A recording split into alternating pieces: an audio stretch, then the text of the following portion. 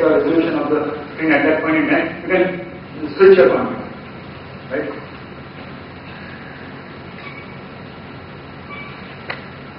So test. Now I'll just touch base upon the key caching framework. Framework in the sense how to code. First is there's a different method to do it for Flash like 1.1 and then later version.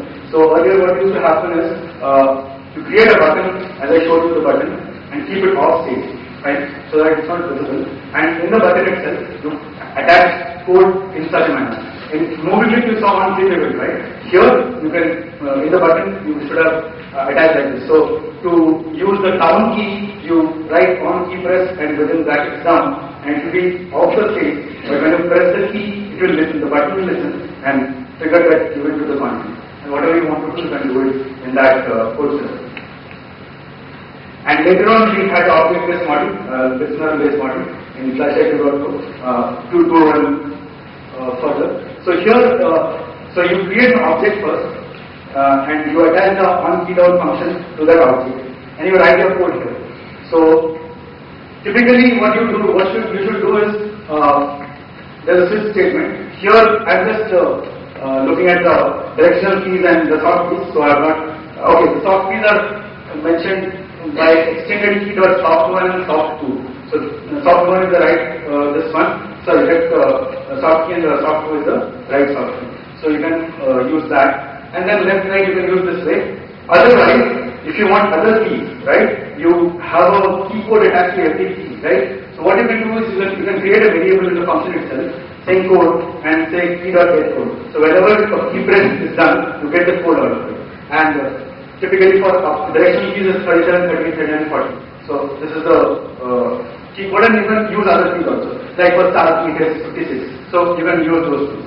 And then you just do a key.addListener as the add listener of that object, soft key, and your key will be ready.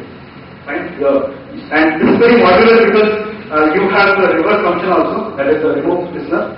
So there might be a situation where in one screen you have the left key doing something else, and in the other screen you want the left key to do something else, right? So you can, when you leave the screen, you can remove that listener and attach it to the listener. Typically it is done with a global object. So the global soft keys object can be a global object. So that you can do.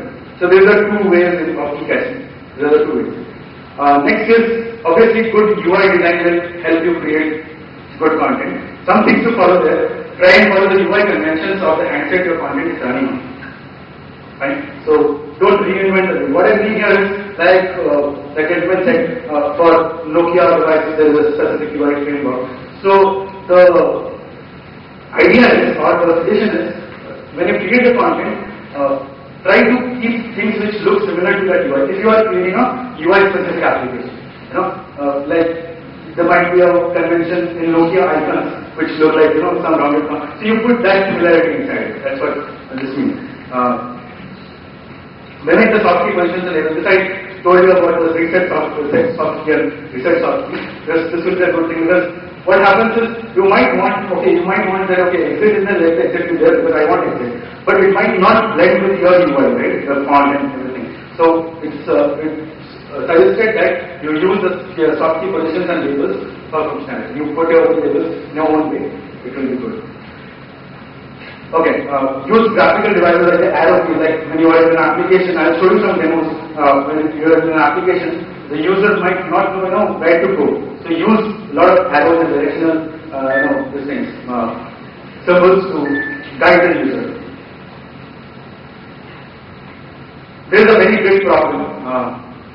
When you deal with fonts and this thing in a small device, it becomes very difficult to manage them. And if it is a text-intensive application, it becomes really difficult. So people do use pixel fonts.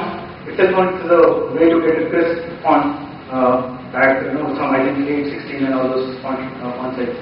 But it might not be the answer for all the devices or platforms. So you have to pixel match. You have to see what works better. And throw proper messages. Are you sure? The way real life stuff was, are you sure you want to exist? I just gave it this thing. the real life. But yeah, use a lot of messages. You want to do this because phone is a very personal thing. You might have an application which might access the phone book. But don't just let the user, you are the user first. So that is a good way of dealing with the user. 7 is, this is very important for at least few devices. You might not have device central or you might have, but the real phone, there's a Nokia remote device access. I am sure you might be knowing it, right? Not sure? Okay, fine. Is there, right? Yeah. So there's a remote device access service where if you go, I'll just show you the link first. Okay, so this is the link. Okay, here you can go and do a lot of things like memory issues because they use the real devices to simulate all those data and whatever will happen in the real device. You can go as much close to that. And it's way ahead, I would say, of devices for Nokia devices. So these are the things which you can do with this link and write down this link. And I just have one more tip and then we'll break for that. Fine? Okay, so the last one is multiple step architecture. This is very important from a developer or a designer point of view. So when you have a huge content, say you have a music application, you are maintaining some different artists and different types of songs. So what you can do is you can create a Swift architecture.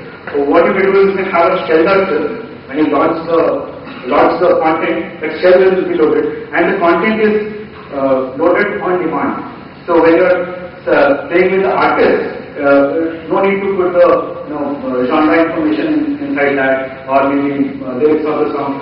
There might be sections, right? So what I'm saying here is this. So have a shell Swift. And then you can have a different stuff for a splash, you can have a different stuff for menu, and then level 1. Think of it as a game, right? You can't just put all the levels in one game at one time, right? So create different levels or whatever, different pieces of the application between different stuffs and create a game.swift or a shell.swift. Whenever you load the application, the shell loads, the shell has an object to load other content at any given point in time, whenever the user requires it. Can we note this different steps like level 1 to 1 online apps? Yeah. If there is Swift kept in a valid web server, you have to pass through it. You want to load movie of that part and you Like somebody buys a game that like after that you can load one. Yeah. All that. So I think this was the last step. Yeah. Lunch time. Yeah, Raju wants to say something. Please hold on. Yeah. So can we continue to access this? So whatever options were there that you can do. I don't know. You're seeing resolution. And that you can do. To decide the screen size for it and then we export. Is there no way we can, like in a normal Flash movie, create transparent movies and we impose them onto our usual web pages? In a mobile application also we can create a transparent movie and make it fit to the screen size somehow, at least in the width. Yeah, you can do that. There are stage.align classes or scale mode classes which are available. You can use that. You can say allow scale no and it can also align itself to top left and all those things you can do. These are classes available.